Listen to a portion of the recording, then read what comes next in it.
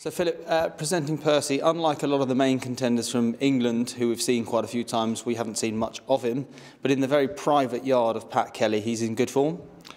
He's in great form, couldn't be better, and we have a yardstick because we were around the same place at the same time last year, so yeah, we know where he is versus where he was this time last year going for the RSA, and I can tell you we're every bit as happy, if not happier, where he is now than he was this time last year, so he's in great shape. And you'd be perfectly happy going to the Gold Cup with just the one run under his belt? Well, look, the season has thrown up what the season has thrown up. The horse is back in training earlier than he was last year. I didn't send him back until the very end of August last year. I sent him back at the very beginning of August this year. So, you know, it's not as if we set out to have one run for Percy during the year. If that were the case, he would have been with me well into September. So, but the season has thrown up for us what it has thrown up for everybody else. So the first part of the season got decided for us. We got our run into him in Gorn a couple of weeks back.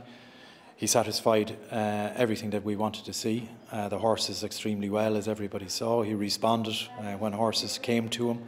And he was going away at the finish and ran through the finishing line. So for me, that's all we wanted to see in terms of how healthy Percy was. So now, would I have preferred to get another run into him? The answer to that is probably yes. We would have probably preferred to get another run into him. But am I concerned about if we don't? I'm not. And I'm really more concerned 3 weeks out if we go ahead now and try and run him again. We certainly won't run him for the sake of running him. And if Pat decides tomorrow morning, which is probably when we'll make that final decision as to whether he'll go or not. If Pat decides to run him, then we'll run him. But if Pat decides to go straight to Cheltenham, then I'm happy to do that as well. And from what you were saying to us earlier, Pat Kelly is a man with very little in the way of facilities, so quite miraculous in a way that he's got, you know, not just one horse, but a few horses of real talent and got them and prepared them so well for you know, big success. Yep, you know, you'd have to see it, and sadly you won't because he doesn't let too many in around the place, Sam. So, yeah, but to do what he's done and to land them in Cheltenham on the big day as well as he's done, not once, not twice, but 3 times, and not the Pertemps each year either, but the Pertemps and last year the RSA, you know, I think speaks volumes about what the guy is as a trainer. He's, you know, he's an incredible man to train a racehorse. And I don't think you need me anymore to say that for you. You know, just let the horses do the speaking for him and the talking for him, and they've done it 3 years in a row. And I just hope Percy does him proud again, whatever that means.